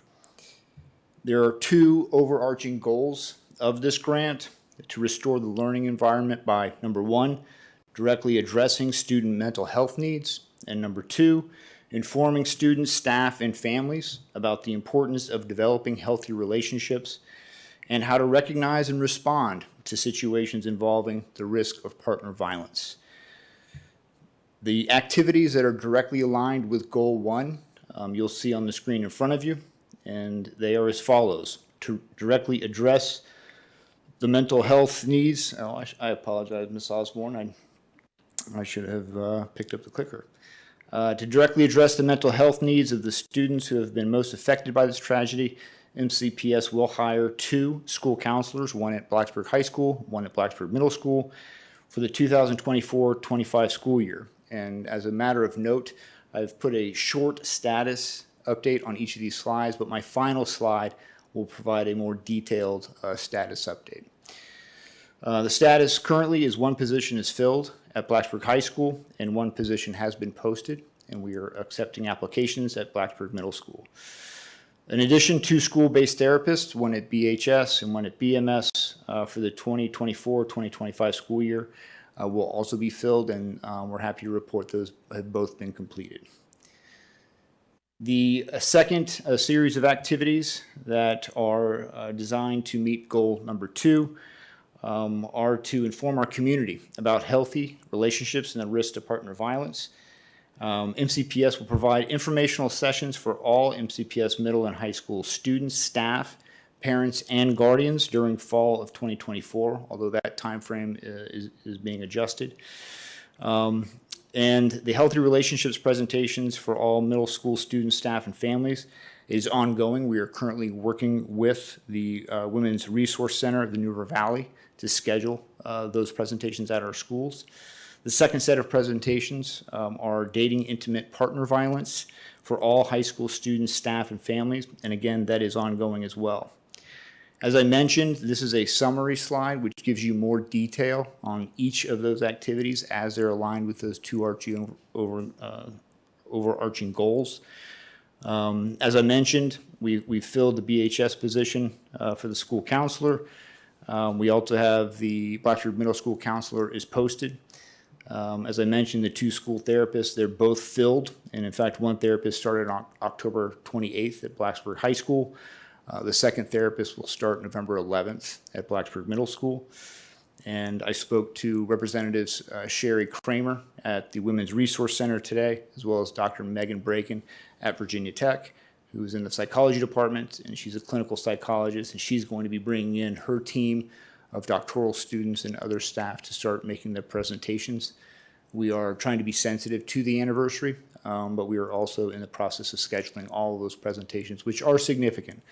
The Women's Resource Center will present approximately 13 times, and Dr. Brem and her team will present approximately 15 times. And so with that, questions? Thank you. Does anybody on the board have any questions? Or student representatives? So, some background information on this.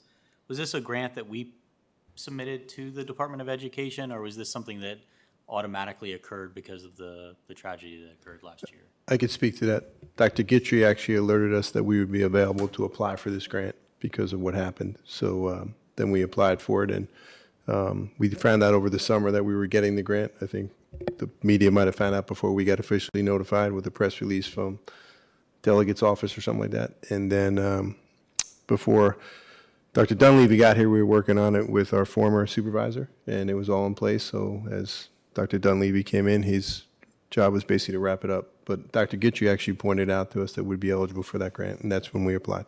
All right. Thank you. Yeah, and also, I really appreciate the presentation of the progress of the grant and putting in the structure to fulfill the goals of the grant that you put together here. Thanks. Yes, sir.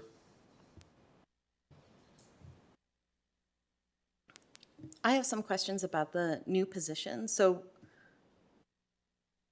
am I to understand that the funding for them came from the grant, but are they permanent lines or are they temporary?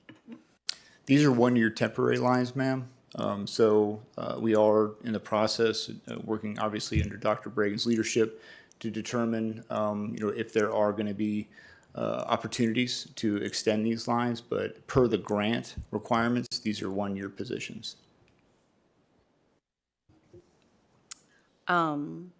Just one request that I would have is I would be really curious just to have some data about how many, I don't know what it would be called, appointments, visits, the counselors get, and if they could code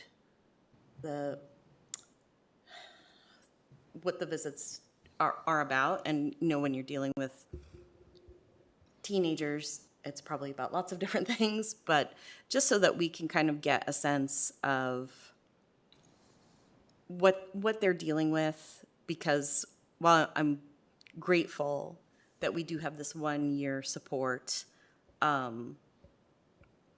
grief takes a lot longer than that, and some of our just societal systemic issues with healthy relationships and intimate partner violence and that kind of thing are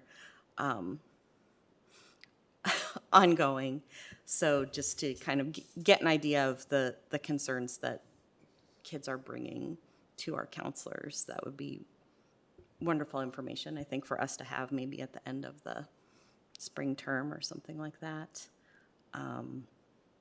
Those things that administrators have brought to us or mentioned to us are disturbing and sad. So just the more that we know about, so that we can try and pull resources together so kids can learn without distractions from these other things, I think is really important. So thank you.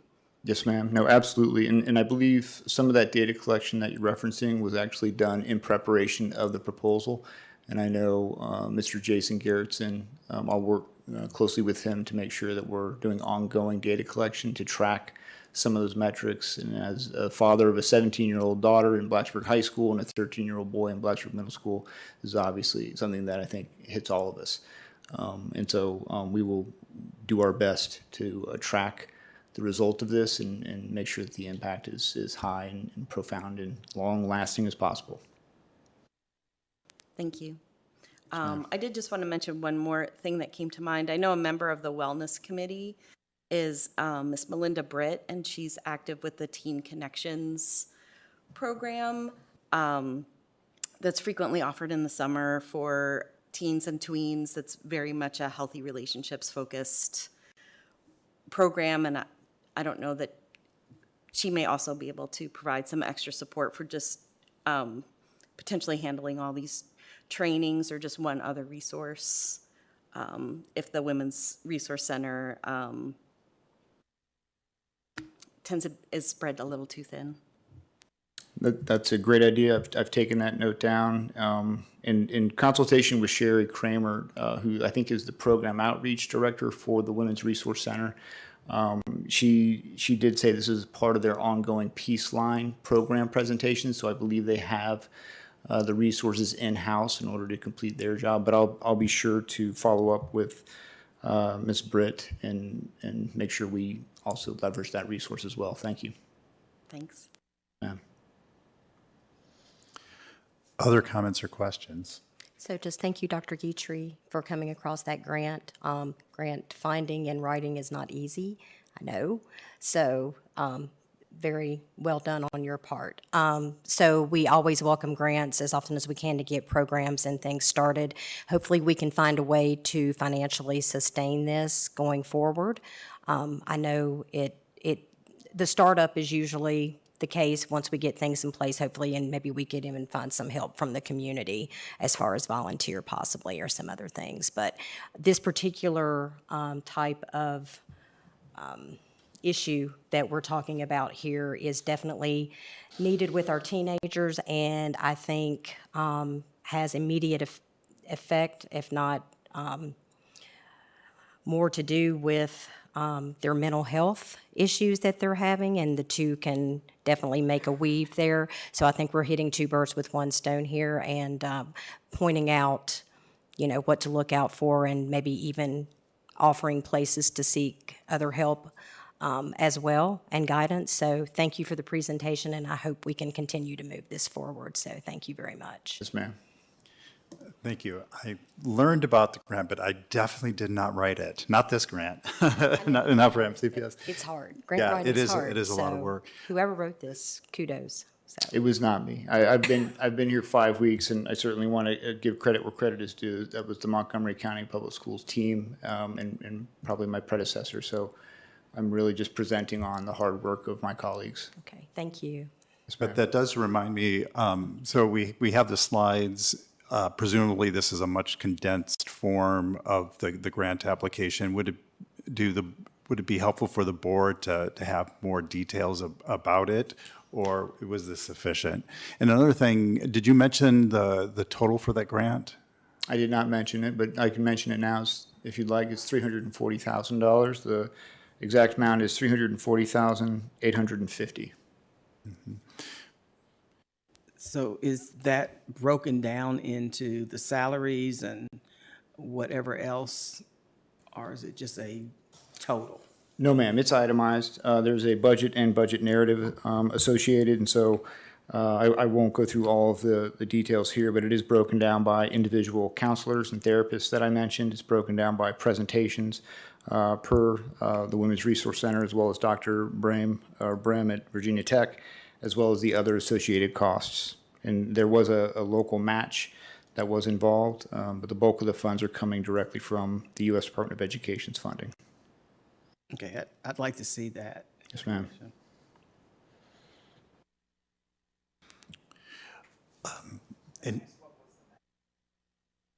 The match was primarily for the presentations. There were some other matches, but it looked like the bulk of the match was for the presentations. So for example, Ms. Parcell asked about, I mentioned that the Women's Resource Center already has an existing program called Peaceline. I believe that's either federal or state funding, so that could be considered a match because we don't have to pay for that out of this grant because it's already being paid for. And then other match that was made available. Dr. Dunley, my understanding the match was a small amount. Wasn't it around $600? Yes, sir. It's just doing quick math here. It's approximately $10,000. It's just looking at the local match here. For the whole grant? Yes, sir. At a 340, you're looking at about 10 grand. Okay. I'd have to you have to actually get a calculator to look at it, but you're looking at, less than $20,000, looks like, in local match. We can get all that detailed information to you. 16,548. That's your exact match number. I'm looking at the notes here.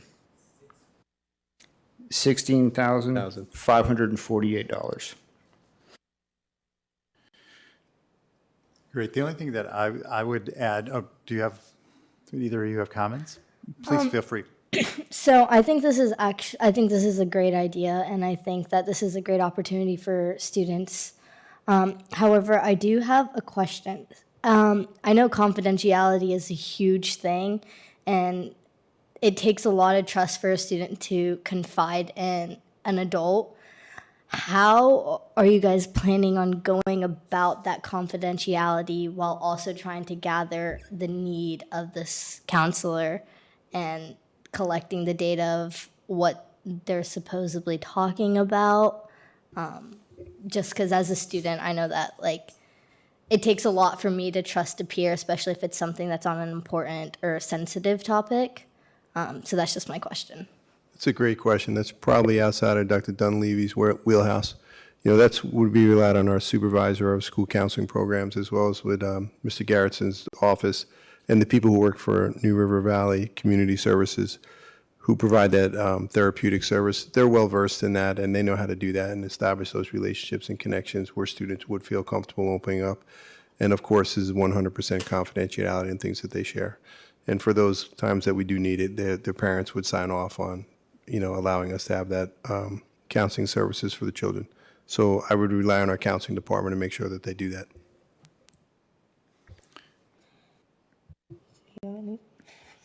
Okay. All right, thank you. So the only thing that I would add is, I know you talked a little bit about promotion. You probably can't speak to this specific item, but I hope that there's really broad promotion and it just doesn't get buried in some of the newsletters that students get, that to make sure that our parents know in our schools that this is happening and that it's really well promoted. I'm sure that it's going to be well promoted, but I hope to see that there's broad promotion of it in our schools so the community knows. Yes, sir. There are resources set aside for that, and we will be sure to make sure that the communities has a high awareness of these presentations, as well as the overall additional support that's being provided by the grant. Wonderful. Yes, sir, and thank you for your leadership on it. Oh, it's nothing. Thank you so much. It's nice to meet you, Dr. Dunley. It's nice to meet you. Thank you for shortening my Yes, nice to title. meet you. Appreciate that.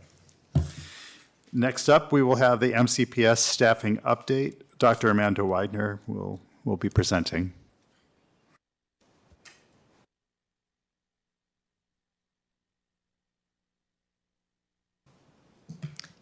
Good evening, board members and Dr. Bragan. I'm going to present an update to you on our current vacancies in the school division at this time. So I'll begin just by giving you an overview of our position types where we have vacancies. So we currently have 5 administrator vacancies. That's the same as where it was last month. Certified instructional positions, we have 9 vacancies at that time. That is a slight increase, mainly due to some new positions that we've recently added. The same is true with our special education certified positions. We've recently added some additional positions there, so we currently have 12 vacancies. And then among our classified positions, we currently have 51 vacancies, which is actually a decrease from last month. We decreased from 61 vacancies last month. I'll now give you a breakdown of each of those categories so you can see the specific positions that we are seeking to fill at this time. We are still seeking to fill the position of Director of Secondary Education, so we are accepting applications there. Our School Division Compliance Officer, which is that is a new position. We are in the hiring process there. Supervisor of Special Education, we actually have a candidate that is recommended and will be coming before you later on tonight on the personnel report for that position. Our assistant principal position at Falling Branch Elementary, technically it is still vacant. You approved a candidate at our last meeting, and when we have that position filled, because that is an internal candidate, that person will begin in the role as assistant principal at Falling Branch Elementary School. And then we have a position that is split assistant principal at GLE with the 504 coordinator, so we are currently accepting applications in order to fill that position. So again, those are our current administrator vacancies. Moving on to our school certified vacancies. Falling Branch currently has a school counselor position that we're seeking to fill. We do have a long-term sub in place. That vacancy resulted from the former counselor who was there is now serving as our supervisor of counseling and 504 services. We've had a recent vacancy at Harding Avenue with the opening of an elementary teacher position there. We're accepting applications for. In reference to what Dr. Dunleavy just spoke to you about, the SERVE grant, we have a new counseling position open at Blacksburg Middle School that we're seeking to fill, so we're accepting applications. We've recently added, based on our numbers and need, some additional ESL positions, so those are reflected there. That's the main reason you are seeing an increase in our open certified instructional positions, so we have 3.5 new positions there that we're seeking to fill. We do have a candidate recommended this evening for our ITRT data resource teacher position. And we are still trying to fill a part-time health and PE position at Montgomery Central, but we do have a long-term sub in place in that position. Moving on to our special education vacancies. Many of these positions you've seen before. We continue to look for a board-certified behavior analyst, two school psychologists, and 4 speech-language pathologists. Those positions we are currently contracting out, but we are seeking to continue to look for applicants in which we can fill them. We have 4 special education teacher positions open. 3 of those are relatively new positions that we have recently put in place to expand our services at Falling Branch, Blacksburg High School, and then a teacher of deaf and hard of hearing. And then we still have an open position at Montgomery Central. However, we have selected a candidate that has been approved by the board, but that person is currently working in another position in the school division. So when we have a replacement for that position, that individual will move into the role at Montgomery Central as special education teacher. All right, moving on to our classified positions on the operational side.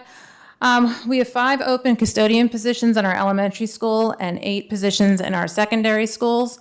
And while that does seem like a high number, that is actually a decrease from last time. Last month we had 17 open positions, so we have filled 4 of those, and we do have 1 candidate in the hiring process at this time. We're still looking to fill a grounds maintenance position, 2 HVAC positions, a technology systems analyst. We do have 2 open bus driver positions, but we do have 1 candidate that is coming forward tonight to fill one of those positions. And then transportation is also looking for a van driver. That's a fairly recent opening. On the instructional side of our classified positions, we still have a number of paraprofessional positions that are open. And as I indicated to you last time, we have recently added a large number of new paraprofessional positions. So there are 2 preschool positions at Auburn Elementary School. We do have a recommended candidate for one of those positions tonight. 16 elementary paraprofessionals, and again, we have 5 candidates recommended tonight to fill there, and then 6 in our secondary schools. And again, I know that number seems high, but it has actually come down since our last meeting. We had 28 open positions the last time I spoke to you and gave you an update. At BMS, we have a candidate recommended for the bookkeeper there. We are looking for lunch recess aides at 5 of our schools. And we are in the hiring process for filling an administrative assistant in our special education central office position. All right, so that is an itemization of our vacancies. Just to give you an update on where we are in diversifying our workforce. So currently 15.7% of our new hires, and when I say new hires, I mean people who were hired between July 1st and now, 15.7% of those employees identify as minority employees. And if we look at all of our current classified and certified employees at this time, 7.8% identify as minority employees. And that's a slight increase from last time. Last time it was 7.6%. And lastly, I just want to give you an update on our substitutes. We currently have 400 active substitutes. We'll add 14 more. We have 14 coming to orientation this month, and those have been approved by the board. Our fill rate for October was a little bit of an increase from September, 87% fill rate for our teachers. It had been 86% the previous month. For our paras, it was 47%. It had been 42% the previous month. And then I've broken it down for you by communities, so you can see those numbers as well. Thank you, Dr. Widener. Any questions?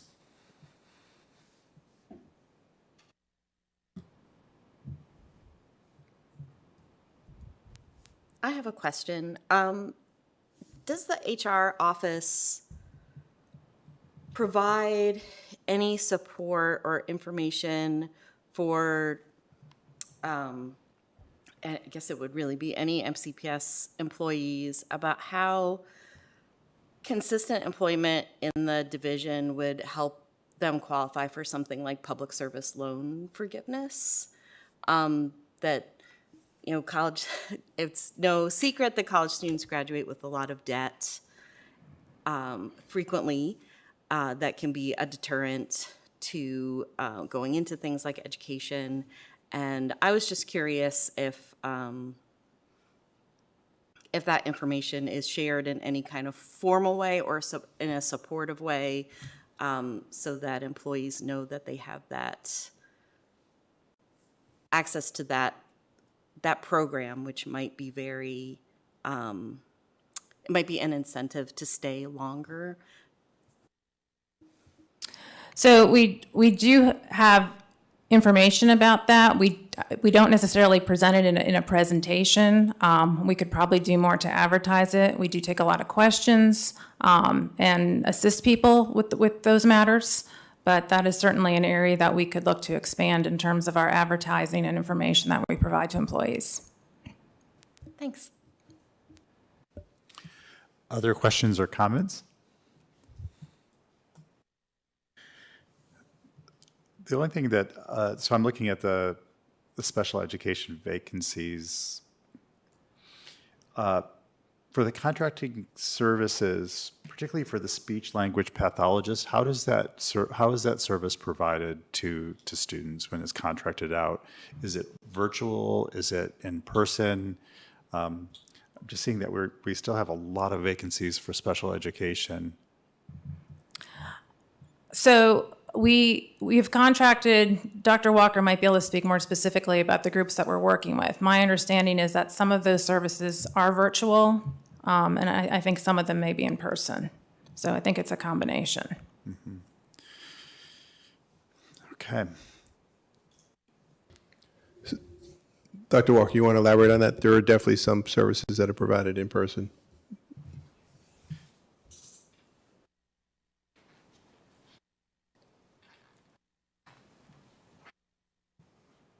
Yes, we contract out with teletherapy services from agencies. They are, it's a combination of virtual and in-person. The thrust is to try to provide in-person services for our students. So we seek out agencies and we solicit through RFPs, and we state that we are looking for only in-person contracted teletherapists or in-person contracted therapists. And so we've had success in increasing the number of contracted, agencies providing in-person services. So we continue to do that as well. Okay, thank you very much, Dr. Walker. Okay, thank you so much, Dr. Widener. Are there any items of unfinished business?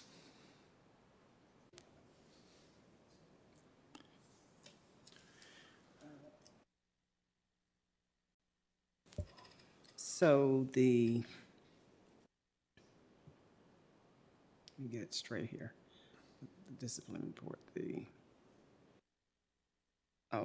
the accreditation presentation that we were given, the board had many concerns about there not being enough information, and we received some more information, so I would like to have that put on the agenda for a presentation on more information that we requested.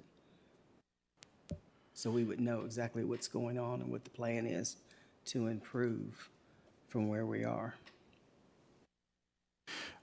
Would other board members like to see that presentation with expanded information? I think I should ask, and we can pass it on to our chairman for prep. Okay, so noted. Any other unfinished items of business? Okay. Any items of new business? I know after tonight, we only have one more meeting, open session meeting this year, so I wouldn't expect it to be next meeting necessarily, but something that I hear about from parents and students is bullying, and I think we had talked months ago about that being a concern and kind of wanting some more information as a board and for the public just about some of our data on that discipline process, what the how it manifests in our schools and that kind of thing. Is it something that the administration can provide? Yeah. Okay. Absolutely, sorry. Yeah, the presentation, I can't remember what it was called, that was done in each one of our school, in our high schools, where it was very broad, but part of that presentation was about bullying and all the different ways that it is looked at and addressed. I remember Mr. Gwynn was part of that, him and his staff at Christiansburg High School, and it went into a lot of depth as to how that process works and how they work through issues with our students. So that would be one way to say, this is exactly what our staff does, or how they try to address it, along with any other ways that we are doing that. Again, I can't say enough about it. I think Ms. Parton also had seen those presentations, and just a wealth of information. The one from AHS is available online also. That's where I watched it. Okay. We could definitely do that and put something together for the new year in January. I forget the name of that too, Ms. Franklin. It was the joint with the county government. We put that together. I forget the name. We did it at all four of the. Safety presentation or something. I don't, safety, something like that. It encompassed all kinds of stuff. Yeah. Okay. Okay. Great. Any other new items of business? The only thing that I would add is to consider for a future meeting is an update on 504s and how that's being handled. I know that there are still issues with it, and I think that would be helpful for the community. Do we have any announcements?